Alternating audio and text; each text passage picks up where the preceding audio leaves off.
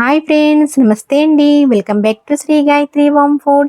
ఈరోజు మన వీడియోలో శ్రావణ మాసం స్పెషల్గా వరలక్ష్మీదేవి వ్రతంకు ఎంతో టేస్టీగా అలాగే సింపుల్ వేలో మామిడికాయ పులిహార ప్రసాద నైవేద్యాన్ని ఎలా తయారు చేయాలో చూద్దాం.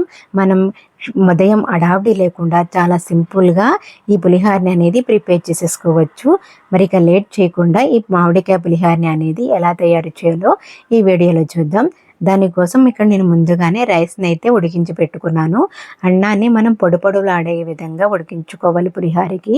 అప్పుడే మనకి పులిహార అనేది పర్ఫెక్ట్గా రెడీ అవుతుంది, మంచి రుచి వస్తుంది. ఇలా ఉడికించి పెట్టుకున్నటువంటి రైస్లో ఒక 2 రెమ్మల వరకు కరివేపాకు, అలాగే 1 టీ స్పూన్ వరకు పసుపు, 2 టేబుల్ స్పూన్ వరకు ఆయిల్ అనేది యాడ్ చేసుకోవాలి. మనం పులిహార ప్రిపేర్ చేయడానికి పల్లి నూనె కానీ నువ్వుల నూనె కానీ ప్రిపేర్ చేస్తే మనకి మరింత కమ్మదనం, మరింత రుచి అనేది వస్తుంది. ఇప్పుడు మనం ఇలా రైస్కి మొత్తాన్ని ఇలా ఆయిల్, పసుపు అలాగే పట్టించుకున్న తర్వాత ఈ కరివేపాకు ఫ్లేవర్ అనేది మనకి రైస్కి పట్టి ఇలా వేడి వేడి అన్నంలో ఇలా మిక్స్ చేసేసుకుని ఒక 10 నుంచి 15 మినిట్స్ వరకు సైడ్కి పెట్టేసుకోవాలి.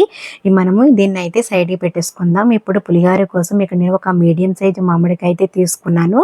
ఇది ఈ రోజుల్లో మనకి ఈ సీజన్లో పునాస మామిడికాయలని వస్తాయి. ఆ మామిడికాయలు అనేది చాలా పుల్లగా ఉంటుంది. దానితో పులిహార అనేది చేస్తే మరింత రెట్టింపు రుచి అయితే వస్తుంది. ఇప్పుడు పులిహార కోసం మనం పోపు పెట్టుకుందాం. పోపు కోసం స్టవ్ మీద బాండీ పెట్టేసుకుని ఇందులో ఒక పావు కప్పు నుంచి ఒక 3-4 టేబుల్ స్పూన్ వరకు ఆయిల్ వేసుకోవాలి.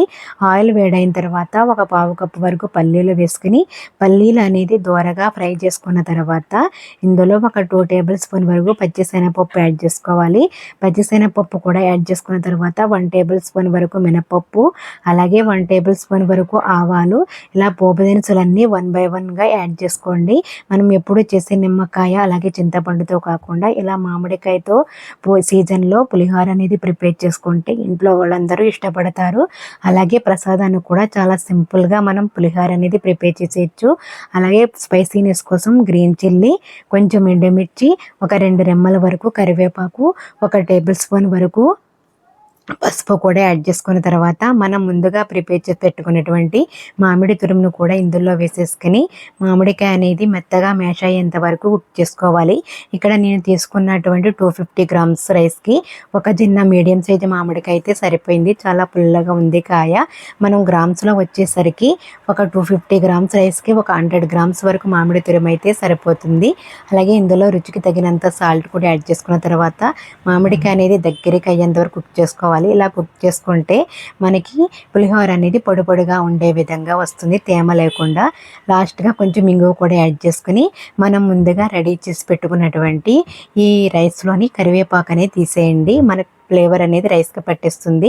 మనం ఫ్రై చేసి పెట్టుకున్నటువంటి మామిడి తురుము అలాగే పోపు దినుసులు మొత్తాన్ని ఇందులో వేసేసుకుని చక్కగా మిక్స్ చేసేసుకోవాలి. ఎంతో టేస్టీగా రుచిగా ఉండే విధంగా మనం పూజ కానీ ఇంట్లో వ్రతం కానీ ప్రిపేర్ చేసుకుంటే ఇలా చాలా సింపుల్గా హడావుడి లేకుండా ప్రసాదాన్ని రెడీ చేసేసుకోవచ్చు. మరి ఈ మామిడికాయ పులిహార రెసిపీని మీరు కూడా మీ ఇంట్లో ప్రిపేర్ చేయండి. మరి ఈ రెసిపీ ఎలా వచ్చిందో మీ ఫీడ్బ్యాక్ని నా కామెంట్ రూపంలో తెలియజేయండి. మరిన్ని tasty and healthy and traditional recipes కోసం మన శ్రీ గాయత్రి హోమ్ ఫుడ్ ఛానల్ని అయితే తప్పకుండా సబ్స్క్రైబ్ చేసుకోండి. సబ్స్క్రైబ్ చేసుకున్న వెంటనే బెల్ ఐకాన్ని యాక్టివేట్ చేయండి. Thanks for watching.